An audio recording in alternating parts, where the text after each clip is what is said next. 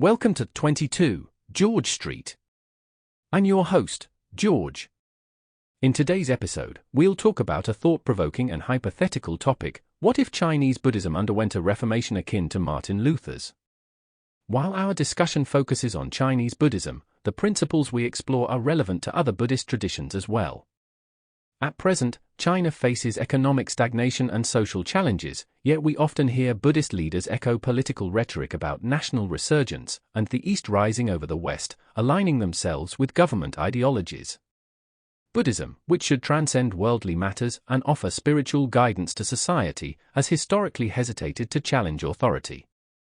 Whether it was foot-binding, infanticide, or injustices like forced isolation during pandemics, Buddhism has remained conspicuously silent. In contrast, leaders in other religious traditions have often risked their lives to defend faith and justice. Consider Archbishop Oscar Romero of El Salvador, who courageously opposed his government's violence and injustice. He paid the ultimate price, assassinated in 1980. His martyrdom symbolizes how religion can serve as a beacon for justice in a turbulent world. Similarly, the Dalai Lama, after fleeing Tibet, relinquished political power, transitioning it to democratically elected leaders, while also advocating for reinterpretation and modernization of Buddhist teachings. These actions reflect an alignment with contemporary values and have enabled Tibetan Buddhism to remain relevant in modern society. In stark contrast, Chinese Buddhism has stagnated, failing to embrace the transformative spirit of movements like the European Renaissance or the Protestant Reformation. The Renaissance, which began in 14th century Italy, emphasized independent thought and individual value, challenging blind submission to authority. The Protestant Reformation, initiated by Martin Luther in 1517, questioned the Church's power and restored faith to the individual, sparking progress toward freedom, reason, and diversity in Western society. To understand this stagnation, we must explore the historical role of Buddhism in China. Introduced during the Han Dynasty around 67 CE, Indian monks like Dharmaraka and Kyapa Mtaga translated Buddhist texts and founded China's first temple, the White Horse Temple in Luoyang. Over time, Buddhism became intertwined with Chinese culture and political power, enjoying imperial patronage during the Northern Wei and Tang dynasties. By the Tang era, it was crowned as state-protecting Buddhism, serving as a tool for rulers to pacify the populace through doctrines of compassion and karma. This close relationship with authority eroded Buddhism's independence, transforming it into a vehicle for maintaining power rather than challenging it. The Buddha's renunciation of his princely status in pursuit of spiritual freedom starkly contrasts with modern Buddhism's subservience to political interests. Chinese Buddhism's evolution was also deeply shaped by Confucian values. While Buddhism advocates equality among all beings, Confucianism emphasizes hierarchy and social order.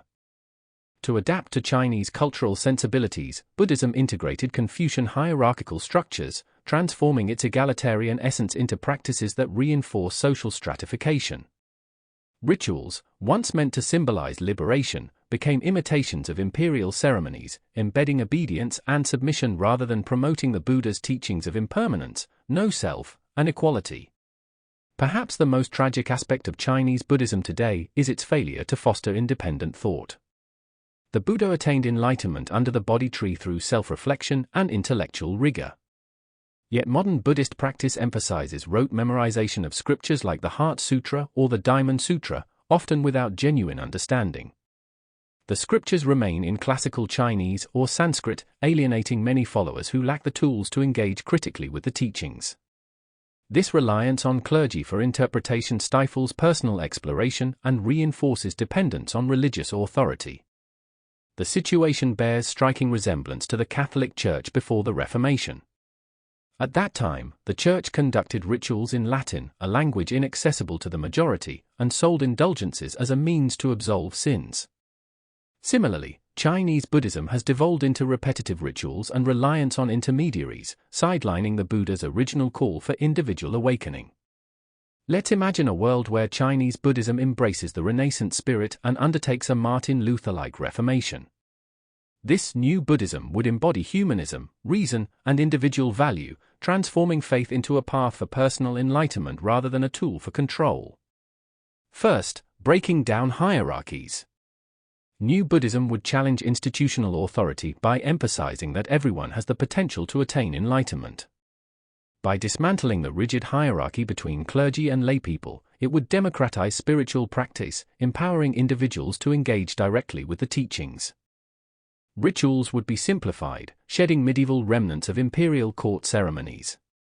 This shift would encourage questioning, exploration, and a return to the Buddha's original teachings of self-liberation. Second, modernizing texts and interpretations. Scriptures would be translated into modern, accessible language, making Buddhist wisdom available to all. This reform would prioritize interpretation over memorization, enabling individuals to connect personally with core teachings like compassion, interdependence, and the nature of suffering. By addressing contemporary issues, LGBTQ+ rights, climate change, migration, New Buddhism could become a relevant moral compass in the modern world. Third, embracing rationality and critical thinking, New Buddhism would transcend mysticism and superstition, highlighting the philosophical depth of teachings like dependent origination and emptiness. Encouraging followers to approach these concepts with critical thinking would restore the balance between faith and reason, allowing Buddhist principles to resonate within modern intellectual frameworks. Such reforms could rejuvenate Chinese Buddhism, transforming it into a force for intellectual growth, social justice, and spiritual awakening. By breaking free from hierarchical constraints and fostering individual empowerment, New Buddhism could offer a compelling alternative to the rigid ideologies of state Confucianism and Soviet-style atheism that dominate Chinese thought. While institutional change may be unlikely, this vision could germinate among forward-thinking believers who embrace Renaissance ideals. Over time, this intellectual and spiritual reform might inspire broader societal transformation, providing Chinese people with a renewed sense of freedom and self-discovery. Thank you for tuning into the 22 George Street. In today's episode, we explored a provocative thought experiment, the possibilities and implications of a Buddhist Renaissance. If you enjoyed this discussion or have thoughts to share, please reach out, we'd love to hear from you. Until next time, this is George signing off. Ciao.